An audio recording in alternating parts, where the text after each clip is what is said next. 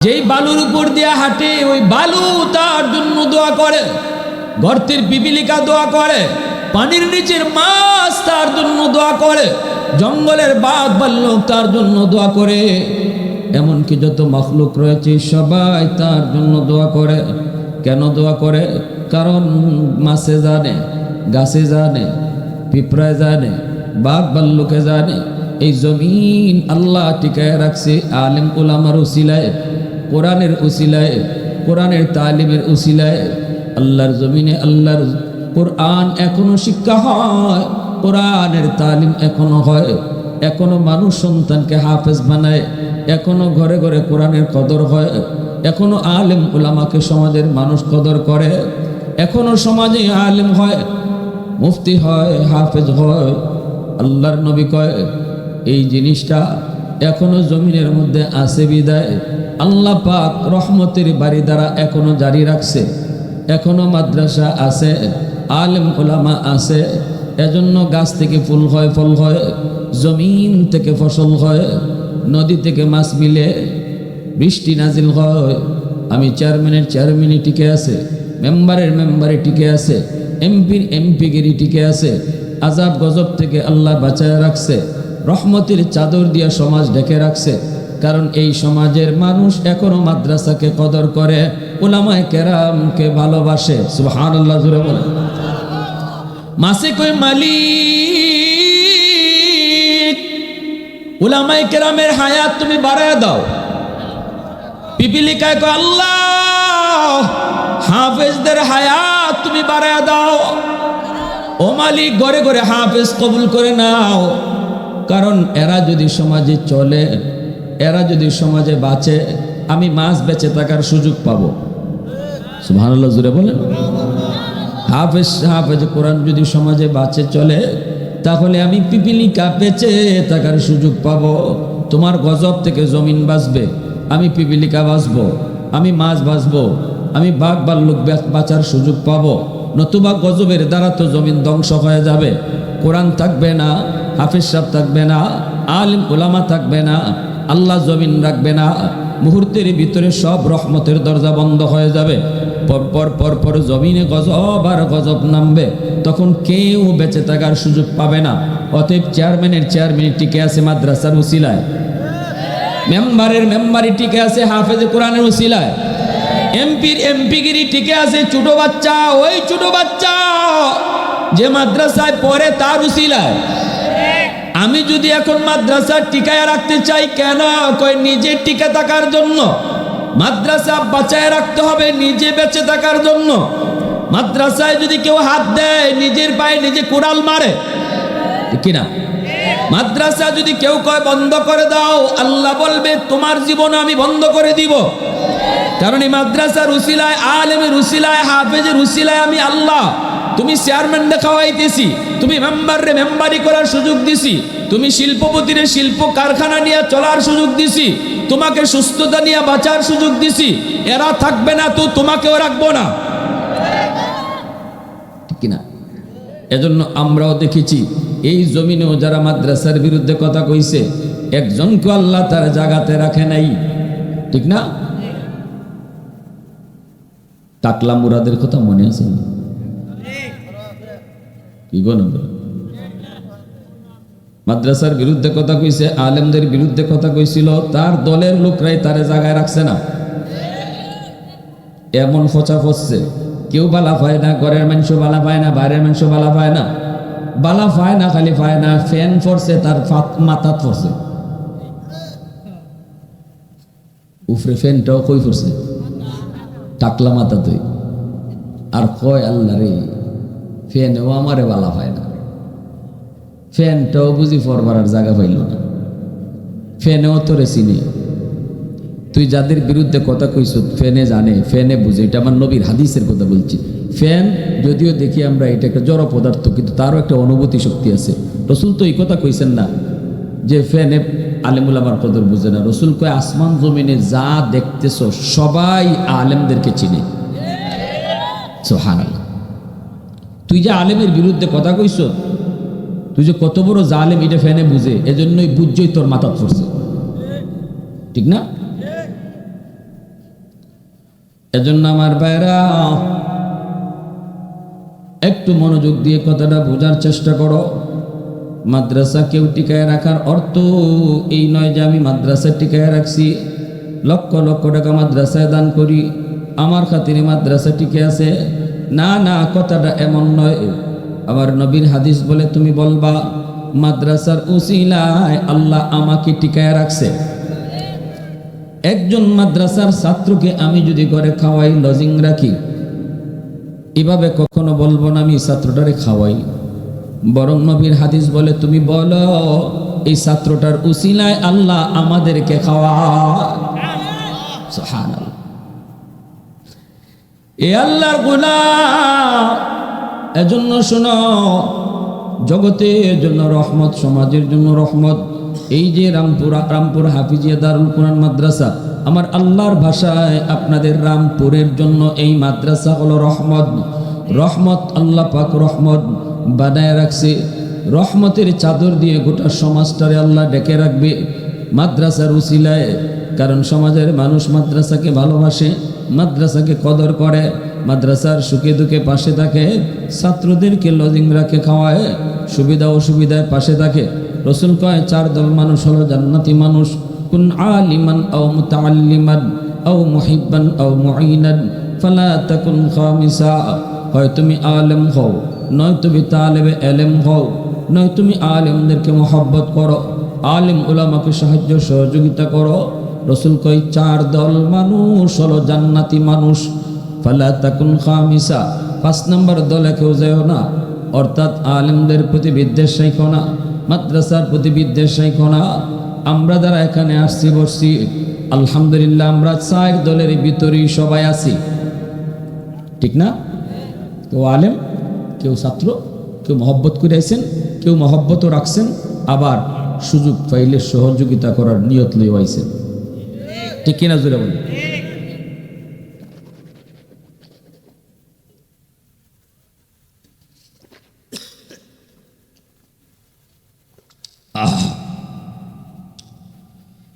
আমার ভাইরা বন্ধুরা জন্য বললাম, এই যুবক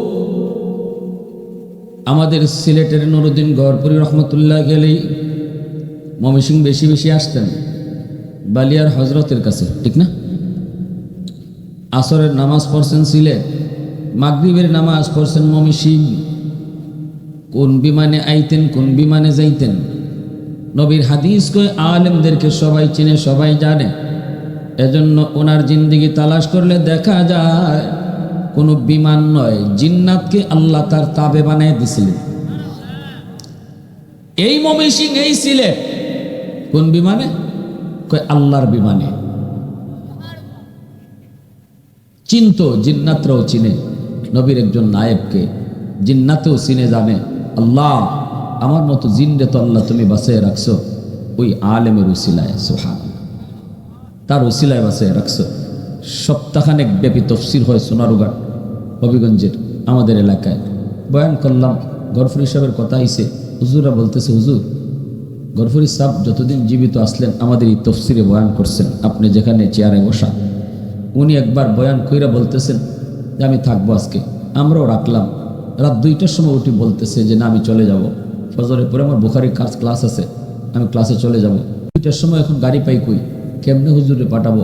আমরা তো টেনশনে, হুজুর এত রাত্রে তো গাড়ি পাবো না, পাঠাইবো কেমনে? হুজুর বলতেছে আমি কি তোমাদেরকে বলছি আমাকে পাঠাও? আমি বলছি আমি চলে যাব। হুজুরা বলতেছে হুজুরের পিছনে পিছনে আমরা ছুটলাম, হুজুর নিচে নামলেন, কেউ সাহস নাই সামনে যাওয়ার, লাঠি হাতে, একটু কথা বললি বাড়ি শুরু করবে। আমরা পিছনে পিছনে ভয়ে কাঁপতেছি। মেইন রোডে যায় হুজুর দাঁড়ালেন, লাঠিতে ভর দিয়ে দাঁড়ায় আছেন। পুরা শহর নিঝুম, পুরা শহরটা একদম নীরব নিস্তব্ধ, কোনো আওয়াজ নাই, রিক্সা নাই, গাড়ি নাই, টাড়ি নাই, কিছুই নাই। কেমনে হুজুর এত রাত্রে তিনি যাবেন গহরপুর? এত দূরের রাস্তা প্রায় 2-2.5 ঘন্টা লাগবে। রাত 2টা বাজে কেমন করে যাবেন? আমরাই বা কেমনে পাঠাবো?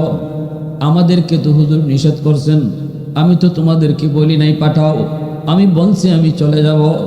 দাঁড়ায় রয়েছি রাস্তায়, হঠাৎ করে দেখি একটা সাদা রঙের প্রাইভেট কার শাহ ডাকায়া হুজুরের সামনে হাজির। তাকায় দেখলাম ড্রাইভারের মাথায় সাদা পাগড়ি, পরনে সাদা জুব্বা, মুখে সুন্নতি দাড়ি। আইসে গাড়িটা থামাইলো, সালামটা দিয়ে কয় হুজুর গাড়িতে বসেন। হুজুরও টান দিয়ে গাড়িটাতে বসলেন। আমরা তো সামনে যা দাঁড়াইলাম, ভাই তুই কি করতে গাইছো? তুমি হুজুরে নিয়ে কই যাও? তোমাকে কোনোদিন তো আমাদের এলাকায় আমরা দেখি নাই। এই গাড়িটা তুমি কোন গ্যারেজে রাখো? কোত্থেকে তুমি আইছো? একটু ঠিকানাটা বলো। কোনো জবাবই দেয় না ড্রাইভারে। আমরাও গাড়ি সারি না, আমাদের তো একটু বোঝা দরকার আছে কই নিয়ে যায়। দুশ্মনও তো হইতে পারে, নিয়ে ক্ষতিও তো করতে পারে। আলেমুল আমার দুশ্মন আসেনি না নাই? জোরে বলেন। শাইখে কাতিয়া রহমতুল্লাহ আলাইহি আজকে দুনিয়ায় নেই। শাইখ আমিনুদ্দিন কুতবুল আলম শেখুল ইসলাম হুসাইন আহমদ মাদানী রহমতুল্লাহ আলাইহির কলিজা। হায় হায়, এত আদর করছেন। আমি যে মাদ্রাসায় পড়ালেখা করছি এই সিলেটের ভাটি অঞ্চলে, উনার কারণে কোনো গান বাজনা করাইতে পারে না, এক্সিবিশন হইতে পারে না, যাত্রা প্যান্ডেল হয় না। যেখানেই শুনে হুজুরে এখানে যাত্রা হইব, হুজুর গিয়া রাত নাই দিন নাই কেমনে হাজির হয়, কেমনে যায় কেউ কিছু বুঝে না। ওই গিয়ে ওই হাজির হইয়া এমন গরম তবিয়তা ছিল, যাইয়েই উনি সুজা স্টেজে উঠত। স্টেজে উঠতে দেয় এক টিন কেরাসিন, একটা মেস, কৌ যাত্রা শেষ। এমন জজবা ছিল, আল্লাহ আকবার। মহিলা টহিলা যেটা গান গাওয়ার জন্য আইতো, এটা কোন বাজে কোনটা দৌড়ে ভাগত। এজন্য এই বন্ডারা হুজুরের প্রতি খুব ক্ষেপা আছিল। প্রচণ্ড বর্ষার সিজন, বন্যা চলছে সিলেট। ডাকাতের দল, এই বন্ডরা চিন্তা করছে হুজুরে মারবো, কেমনে নিব। আসছে হুজুরের কাছে নৌকালিয়া মাদ্রাসায়, এসে হুজুর আমাদের এলাকায় বহুত বড় একটা দ্বন্দ্ব, আপনি যদি না যান দুই দলে মারামারি করে খুনাখুনি হবে। হুজুর একটু আপনি দ্রুত যাইতে হবে, আর আপনি গেলে পরে মনে হয় মাঠটা থামবে, একটু দয়া করে যদি আইতেন। আর হুজুরের বৈশিষ্ট্য এটা ছিল, কোনোখানে মাইর হবে, ঝগড়া হবে, এটা শুনলে হুজুর সবার আগে এখানে চলে যেতেন। আর উনি যেখানে গিয়ে হাজির হইতেন সাথে সাথে মায়ের দাঙ্গা বন্ধ। হুজুর এখানে গেছেন, যাওয়ার আগে হুজুর বলতেছে ঠিক আছে চলো চলো চলো ভাই। আর কেউ কিছু না কেউ উনি নৌকায় উঠে গেছেন। সরল মন, মুসলমানের দিল। মুসলমান মনে করে মুসলমান কখনো মিথ্যা বলতে পারে না। আল্লাহর ওলি শাইখে কাতিয়া রহমতুল্লাহ আলাইহি ওনার কাছে আগে যে যাইয়া কথা কইতো এটাই বিশ্বাস করতেন।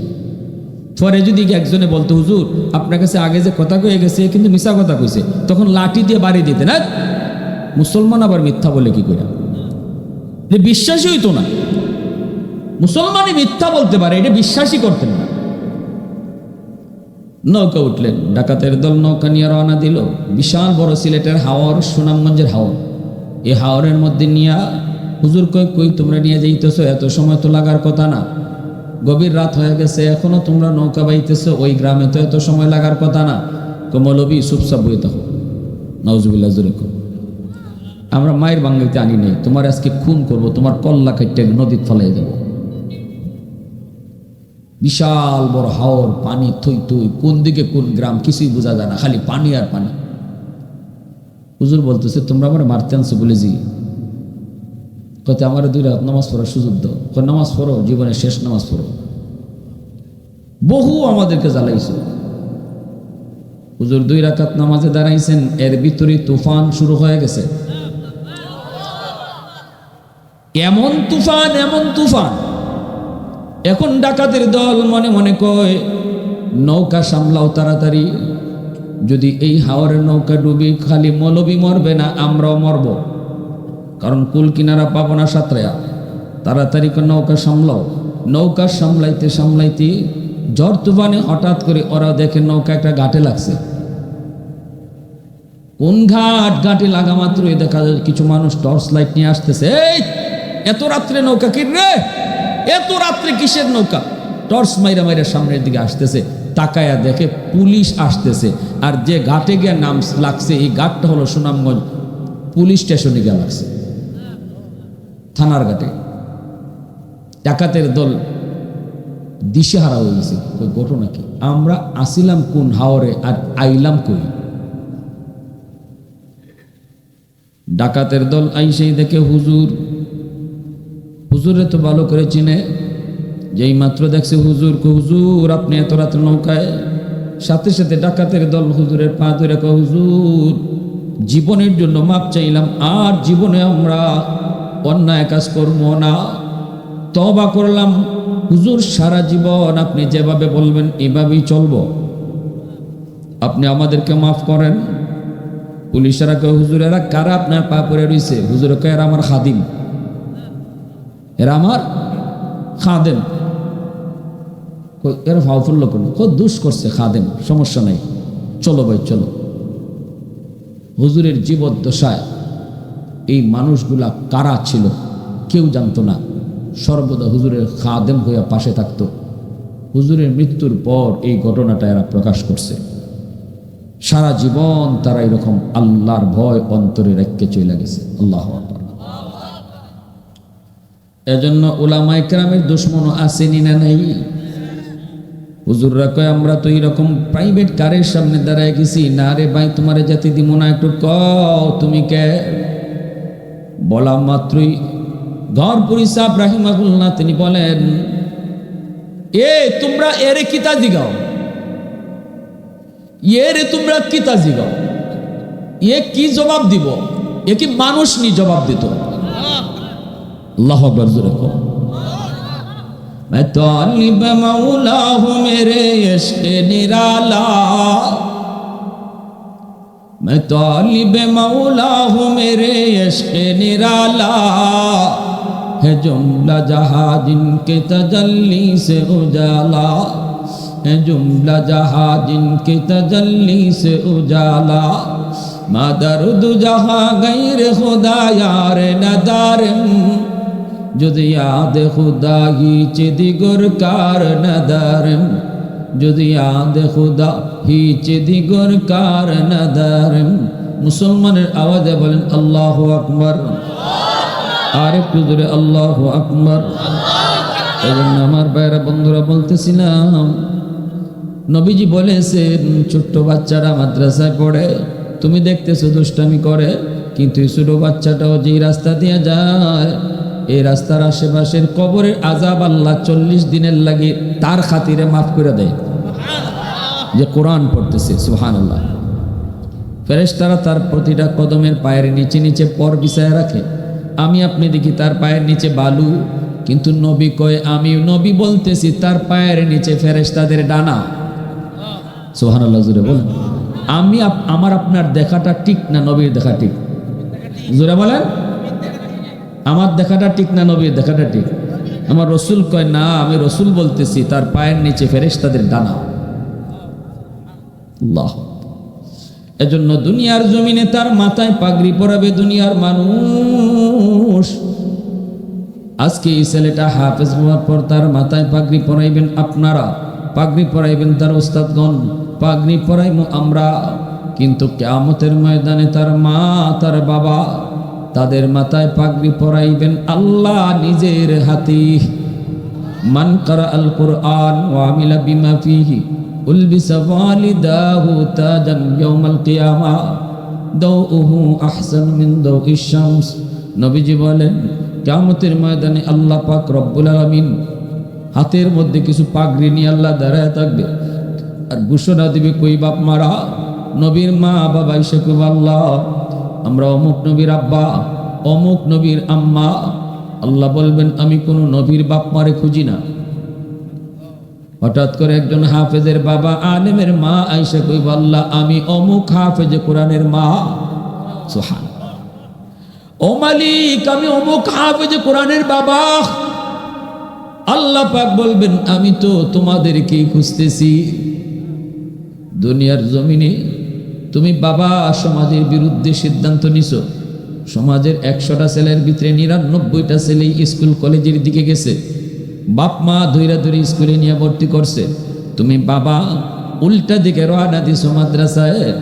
আমি আল্লাহকে খুশি করার জন্য সমাজের কত মানুষ কত কথা তোমাকে কইছে, মাদ্রাসায় ভর্তি করো না, মাদ্রাসায় পড়লে সার্টিফিকেট পাবে না, চাকরি পাবে না, কেমনে চলবে, কেমনে খাবে, বউ ফালবে কেমনে, কত কথাগুলি তুমি বাপ মা শুনছো, এরপরও সমাজের কথায় তুমি কান্দেও নাই।